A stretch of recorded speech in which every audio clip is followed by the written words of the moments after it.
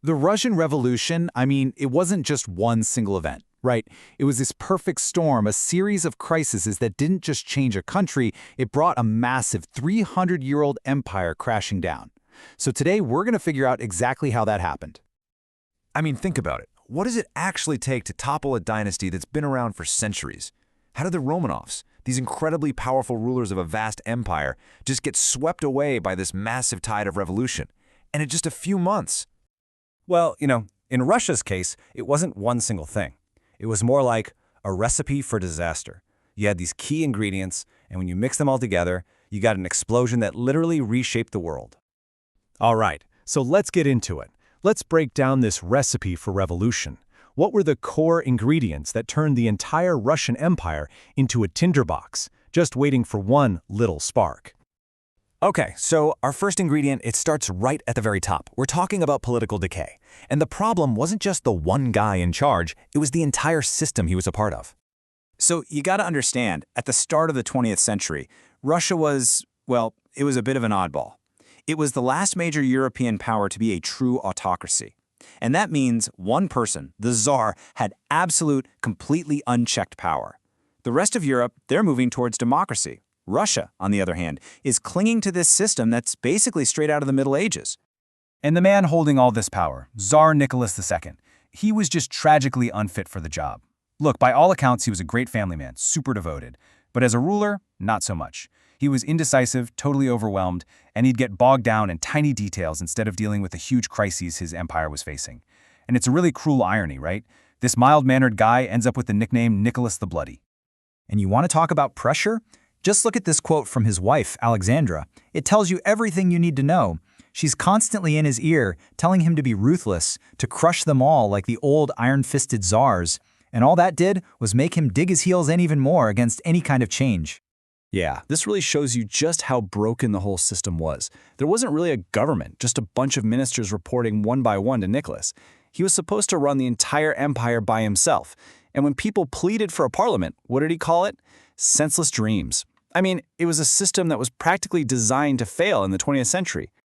So, okay, a failing government is one thing, but things get really explosive when you add our second ingredient to the mix, the deep, simmering anger of the Russian people.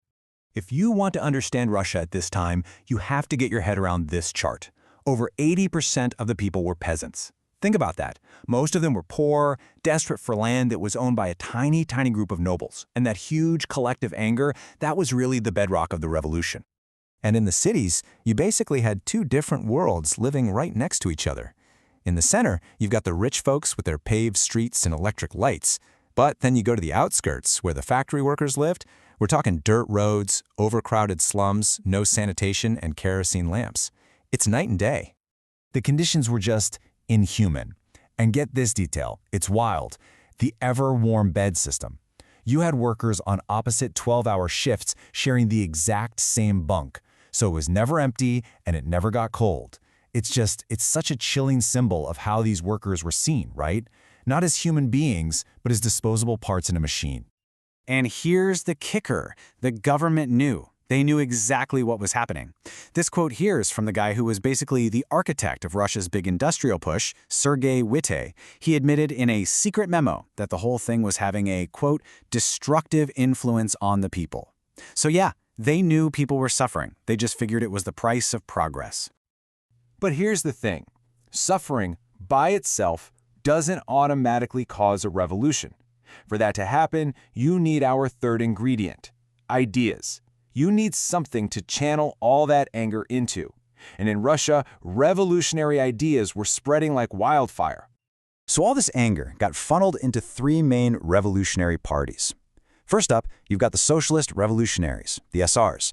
They were all about the peasants, with a super simple, super powerful promise, land and liberty. Then you had the Marxists. They were focused on the city workers, but they were split into two rival camps, the Mensheviks and, of course, the infamous Bolsheviks. And this is a really key difference you got to remember.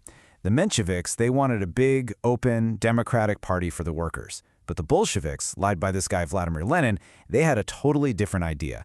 They wanted a small, secretive, super disciplined group of what they called professional revolutionaries. Their goal wasn't winning votes. It was seizing power, period. And that radical, no-compromise attitude, well, it would end up changing everything. So, let's recap our recipe. We've got a broken government, a desperate population, and radical ideas all simmering away in the same pot. Now we just need one last thing, the final ingredient, the spark that's going to make the whole thing explode: World War I. And if you look at this timeline, you can see Russia was already on the brink way before 1914. You had the failed revolution back in 1905. You had the Tsar basically gutting the new parliament, the Duma. You had brutal massacres of striking workers. The whole empire was already teetering. The war didn't create the crisis, it was just the final shove off the cliff. Russia getting into the war was an absolute unmitigated disaster. And this quote from a British military observer is it's horrifying. He's reporting that Russian soldiers were being sent into the trenches with no guns. Their orders were to wait until the guy in front of them got killed so they could take his rifle. Can you even imagine? It was a complete suicidal failure of leadership, from the very top all the way down. And this was the cost. 5.7 million. That's the number of Russian soldiers killed, wounded, or captured by the end of 1916 alone. It's a number so huge it's almost impossible to wrap your head around. It wasn't just suffering. It completely shattered the army, and the army had always been the main thing propping up the Tsar's power. The effect of the war was just total. It broke the army, it caused massive food and fuel shortages, starving the cities, and this is the crucial part. It finally got almost every group in Russia, we're talking conservatives, liberals, radicals, everyone, to agree on one single thing. The Tsar has got to go.